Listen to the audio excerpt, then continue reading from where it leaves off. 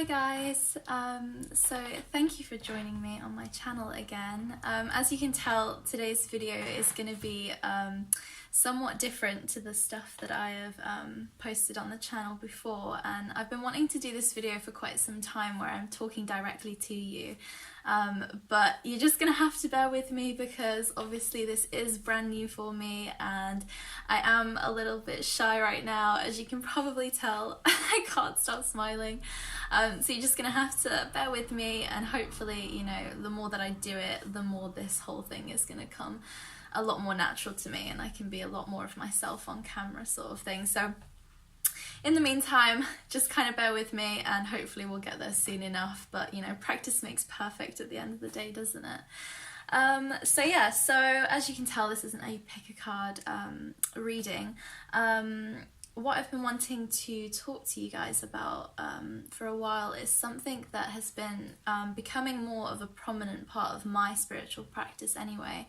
And you know, I really love watching people here on YouTube, you know, sharing their own personal spiritual experiences and, you know, details of their practice, because, you know, we're all learning from each other, you know, we're all teachers to one another. And I find it really beautiful when people can, you know, share their own personal experiences, because hopefully, you know, by me sharing my experience, it might help one or two of you out there in your own practice as well. So that's kind of the reason why I wanted to start doing these videos where I'm talking like directly to you. So yeah, hopefully it'll be something that I'll be able to do more regularly if I manage to make it through this video, because what I'm actually wanting to do is I'm wanting to do this video literally from start to finish without any editing, without any filters or anything like that, because I know that I really prefer it when I'm watching people and, you know, they're just talking, you know, they're just having a chat and, you know, they're just talking to you as if you were sat there with them, you know, over a coffee or something.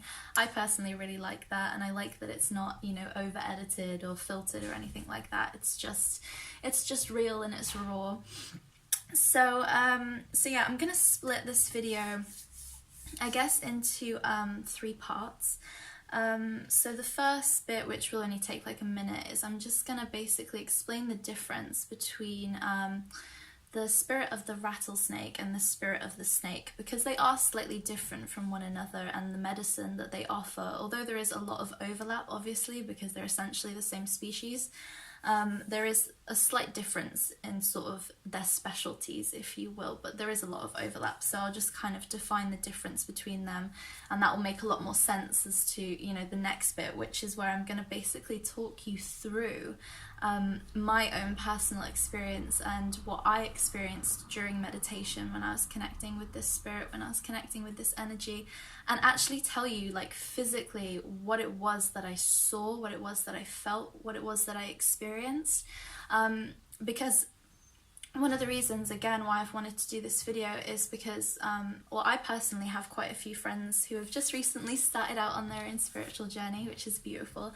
And one of the things that I'm finding is that people find it very difficult sometimes, you know, when they're connecting with their guides, to interpret the messages that they're getting, because the difference with our communication as humans and when you're communicating with, you know, beings in other realms or, you know, the spirit world sort of thing, is that humans, you know, we communicate through the human language, okay, you know, through spoken word, through written word. And the issue with our guides communicating to us through that sort of avenue is that it's very easy for the ego mind to kind of interfere, okay, because the ego is all about fear, you know, it's all about you know, keeping us safe in a way. So, you know, it is needed, but the only issue is that the ego basically, you know, dominates the realm of negative self-talk. And so, yes, it is completely possible to, you know, actually physically hear your guides talking to you. You know, that is the gift of clairaudience. They can actually physically, you can hear them speaking to you, but especially when people are just starting out, it is a lot easier for our spirit guides to connect to us in the language of symbolism, okay, in the language of archetypes, because it's a lot easier for us to not misinterpret symbols and you know, archetypal images and sort of get the messages that way. So the reason kind of why I wanted to actually explain my own meditation is because I'm gonna actually kind of show you or explain and define how I've interpreted the symbolism in it, you know, personally. But obviously it's going to be different for everyone, and our guides know exactly how to connect with us in that sense. So, right, yeah, the difference between the snake and the rattlesnake. Okay, so snakes, the medicine of snake as a whole is all about spiritual rebirth, okay, both of them. It's all spiritual rebirth, it's all transformation, it's all, you know, shedding layers of ourselves in order to be reborn. And so whether the medicine of the snake is concerned, you know, it's very much when we are releasing parts of our identity, you know, we're releasing old parts of ourselves, old structures, you know, old paradigms, old belief systems, old behaviors that, you know, just aren't a part of us anymore. You know, we've outgrown them, we've evolved, you know, we've moved on to the next phase of our evolution, if you will. So that's kind of where the snake sort of is most dominant. The slight difference with the rattlesnake, where the rattlesnake becomes a lot more specialized, is that the rattlesnake is very much more focused on cleansing, clearing, and transmuting negative energy and negative emotions, trauma, negative behaviors that, you know, aren't serving our highest good, you know, that might have us kept in kind of like karmic cycles kind of thing. You know, the rattlesnake can specialize in like trauma, addictions, stuff like that. So it's a lot more kind of associated with the negative stuff, but it's about healing and transmuting those things. So the reason why I ended up connecting with the rattlesnake is because, and it's very fitting actually, because it was in Pisces season, and obviously Pisces season is all about the dreamy subconscious depths of our psyche, you know, just rising to the surface. And because it is the final sign of the astrological wheel, it's all about the release, okay? It's all about the release of that which has been lying dormant in our subconscious for quite some time in order to be healed and let go of, so that we can make room for, you know, what's coming in the new, you know, start of the astrological wheel in Aries season, which is what we're in right now. And so for me, the thing that ended up coming to the surface was actually something that I didn't think even affected me anymore, really, because it's definitely not on a conscious level, it wasn't affecting me anyway. But it was just sort of like, you know, some childhood bullying kind of thing, because I was severely bullied in like every school that I went to. And although I personally don't think it affects me today, my spirit guides were saying otherwise. Apparently they were like, no, we've got some stuff that's buried real deep here that needs to kind of come to the surface so that we can kind of just, you know, release it and let it go.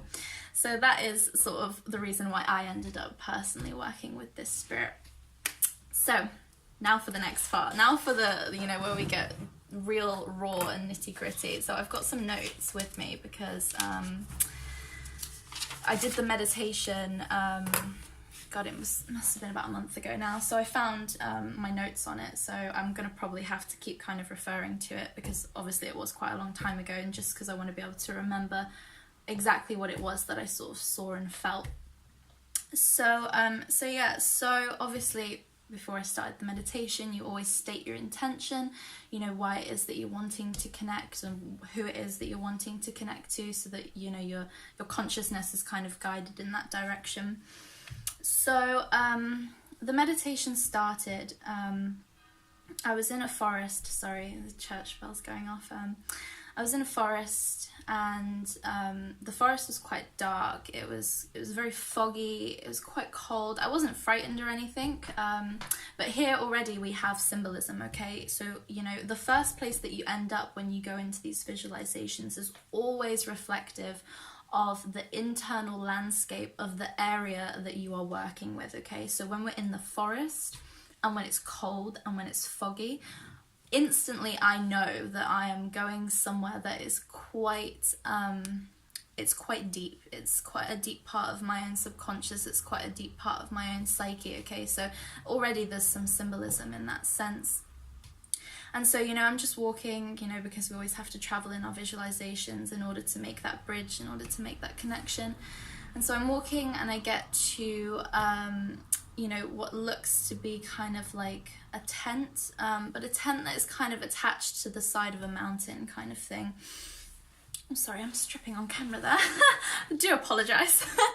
So yeah, so I get into this tent and I can see one of my spirit guides is kind of sat there in sort of meditation, but he's, you know, he's kind of doing his own thing. I know that I'm not meant to be speaking directly to him. I'm kind of just instantly drawn to the other side of, you know, the inside of this tent or whatever. And so I go over there and I kind of, you know, I kneel down and I kind of state my prayer, my request, you know, that I want to connect to this, you know, the spirit of the rattlesnake in order to help heal or, you know, transmute whatever X, Y, and Z sort of thing. Okay, and so, you know, I'm sat there, I'm kind of waiting, and then, you know, eventually this spirit, you know, appears before me, and I definitely wasn't frightened at all. I don't know, maybe if you're frightened of snakes, then maybe you would find it frightening, but I definitely wasn't frightened. I just felt very relaxed and very calm. And basically this huge snake appeared in front of me, and I'm talking like literally the size of a house. Like, this thing was monstrous. Like, the best way I can describe it is that it looked like the basilisk from Harry Potter. It was like that kind of size, but it wasn't malefic, okay? It wasn't, you know, it didn't have bad intentions or anything. I wasn't frightened. And what's interesting is, you know, it appeared to me completely black. Like, it was totally black in colour, which I find, again, another symbol, because black is all about negativity, it's about darkness, okay? So it literally was already saying to me, you know, like, here I am the spirit that is going to help you heal some, you know, some negative emotions or trauma or whatever you want to call it. You know, I'm the spirit that's going to do it, kind of thing. So yeah, so the spirit appears to me, and obviously this thing is huge, and so it kind of turns around and it kind of leads me to an opening of this cave. And so I sort of like jump on its back, and then we kind of ride through the caverns of these caves, and it goes on and on and on, and, you know, like, we're kind of going really, really fast. And again, this is like another part of the meditation, you know, we're going even deeper now into the subconscious, we're going even deeper, we're going even further back in history, kind of thing, you know, that's what it's sort of representing when we're going through the caverns. And so, you know, that probably goes on for maybe, like, you know, a minute or however long it was needed. And then we end up opening up to this other part of the cave, and the best way that I can describe it is that it was literally like, you know, Avatar, you know, I mean, I've only seen the movie once, so I can't really remember, but there's like those trees in a cave or something like that, and there's lots of like lights everywhere. Well, that was like the best way I can describe it. It was literally this cave that was so beautiful, like, it was just absolutely glowing with like all these little lights. There was plants in there. It was absolutely stunning. It was so beautiful. And what was in the center of the cave was actually myself, okay? So it was another part of myself. It was clearly a part of myself, a part of my soul, a part of my psyche, my subconscious, however you want to sort of refer to it. And I was in the center of this cave, but I was unconscious, and I was actually bound by bondages, but the bondages were kind of made of like the plants themselves in the cave. They were like bondages of like vines, and they were like glowing. They were glowing like light. Sorry, I'm just gonna have to take a sip of my water.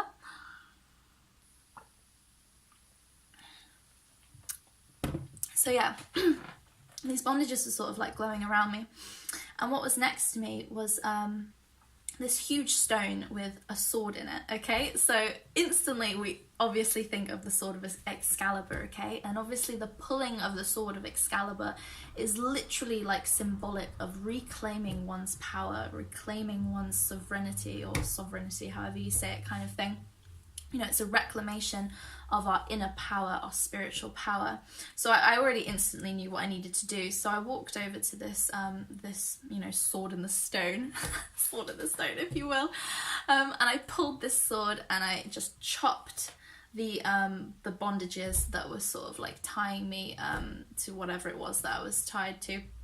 And actually what ended up happening is that my other self actually ended up falling into this pond or this pool or whatever that was actually below myself, and ended up sinking down to the bottom of this really, really deep pool. So I had to jump in. Okay, again, another symbolism, going even further into sort of an emotional wound, sort of something that's made you feel bound, something that's made you feel like you were drowning maybe for such a long time, or the experience, you know, made you feel like you were drowning, like you couldn't move, like, you know, that you couldn't be saved kind of thing. And so I had to jump into this pool, and I had to swim to the very bottom of this thing, and I had to basically retrieve myself. Okay, so there we go, another symbol. Soul retrieval. You're literally retrieving a part of yourself that has kind of been lost, that has kind of been separated from yourself and from your identity. Okay, again, it's all symbolic. Okay, everything that we're experiencing in our meditations, in our visualizations, are always symbolic of something. So I go and get myself, I pull myself out, and obviously I'm still unconscious, and so I have to kind of give like chest compressions to this other part of myself. Okay, chest compressions, obviously that is literally you trying to give. So after you've retrieved that part of yourself, you're then trying to give life back to that part of yourself, you know, that part of yourself that's been dormant for such a long time. You're trying to give literal life back to it. Okay, so yeah, I do the chest compressions, this part of me wakes up, you know, there we go, resurrection. Okay, it tells me, and it just confirms that I have managed to successfully heal and resurrect a part of myself that has maybe been lost for a little while. And so I kind of leave myself, and I end up going to this altar, I guess you can call it. It's just kind of like a stone table, and I was next to the Rattlesnake, who's sort of just been in the background the whole time kind of thing. And I have this kind of bowl of this black clay in front of me, and you know, I've been doing this type of stuff for ages, so I kind of already instantly know what it is that I need to do. So I get this black clay, and I just start like scrubbing my whole body, like just everywhere. I'm just like scrubbing it, covering myself in this black clay. And obviously black clay is all about, you know, removing toxins, you know, toxicity, toxins that have been built up in the body, or in this case, toxins that have been built up in the spiritual body for quite some time, in order to, you know, remove the impurities so that they can be released, and so that we're almost being like purified in a sense, which is really, really beautiful. So I do that, and then once I'm finished with that, and you know, I wash myself off with, you know, this water or whatever, the other part of myself that I had, you know, resurrected, that I had retrieved, was now just absolutely glowing, like utterly restored to, you know, its original state. It's just, they, me, however you want to look at it, was just absolutely glowing, smiling, looking healthy, glowing. It was absolutely beautiful. And so, so yeah, again, that's another symbol that, you know, it's been successfully healed. And so I walk over to, you know, that other aspect, that other facet of myself. And I always like to end my meditations, especially if I'm doing inner work, if I'm doing inner healing, I always like to go over and to hug myself, okay? Because that is literally symbolic of you giving yourself love, and you giving yourself healing, and of you accepting that part of yourself back into your identity, okay? A part of yourself that has maybe been separate from you for quite some time. It is literally symbolic of you like welcoming it home. And so I go over and I hug, you know, that other part of myself. And as I do so, and this is what often happens when I'm doing it, is that other facet of myself ends up kind of, you know, fading away. It just kind of fades away like a spirit would fade away, essentially. And I end up taking on exactly how that specific facet of myself looked. So that's told me, you know, yes, we have successfully healed, we've successfully retrieved, we've successfully integrated that part of ourself that has been separate from us for quite some time. So yeah, so that was kind of how it ended. And then obviously, you know, you do the backtracking, you know, you get back on the snake and then you ride back up sort of thing, and you know, you just kind of get your energy back to yourself. But that is essentially what happened in my meditation. And the reason why, you know, I really want to start sharing these things is because I want people to understand, you know, that we all have access to these practices, we all have access to these tools within ourselves. You know, it's not just for people who are deemed psychic. We are all psychic in one extent or the other. It's just about whether you tap into those things regularly, and just about whether you actually train your third eye enough to be able to make that bridge sort of thing. And I hope that by hearing sort of my experiences, you know, as I'm definitely going to keep sharing them, because I've actually really enjoyed doing this video. By me sharing my experiences, then hopefully that will help some of you people to kind of, you know, understand better, you know, the language of symbolism and how it is that our guides are communicating with us, because it can often be misinterpreted that, you know, you're going to go in this meditation and you're literally going to have a conversation with someone and they're going to give you all the answers. And that does happen sometimes, you know, that can happen, but more often than not, it is very much, you know, path working, it's journeying, it's reading and understanding the language of symbolism, which is really beautiful. Okay, and then the last just quick sort of thing that I wanted to finish off with, before I started doing this video, I basically asked my cards if there was one last message that the spirit of the rattlesnake would like to leave us with about their medicine, and, you know, what it is that they can offer us. And honestly, this card is so beautiful. It is such a beautiful way of just rounding off the gift that this spirit, this energy can honestly offer us. It's so beautiful. So the card that came up was this one, and this is called He of the Fiery Sword. Okay, hopefully you can see that. I'm hoping it's in shot because I actually can't see what the camera is seeing, but yeah, hopefully you can see it. So the card of He of the Fiery Sword is literally the card of Excalibur. It is literally the card of Excalibur. You know, we can literally see a sword of fire here, okay? This is all about reclamation of power, you know?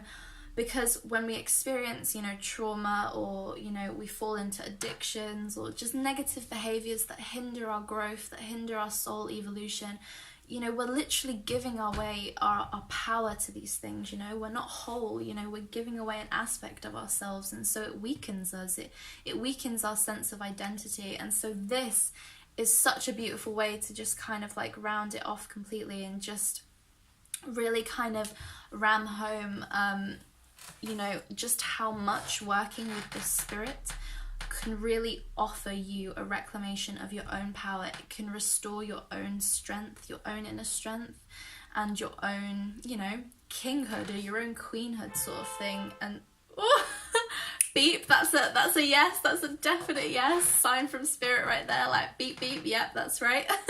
Literally working with this spirit, honestly, is just gonna, it's going to help you heal those things that maybe you weren't even aware of, that were kind of detrimental to your own sort of personal evolution. And it's utterly helping you to restore your own spiritual will and your own spiritual determination, and literally giving you in your hands your own sword of your own truth and your own sword of your own inner strength. And so that's, I love that that was the card that he wanted, or she wanted, to finish off with. However you kind of want to say the spirit is sort of thing, I just say the spirit, it's a lot easier that way.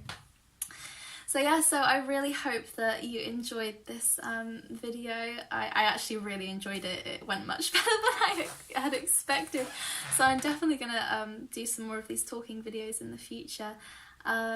So yeah, so I will leave that with you guys, and I am sending you so much love, light, happiness and hope in this Aries season, and I shall speak to you all soon. Okay, so bye guys.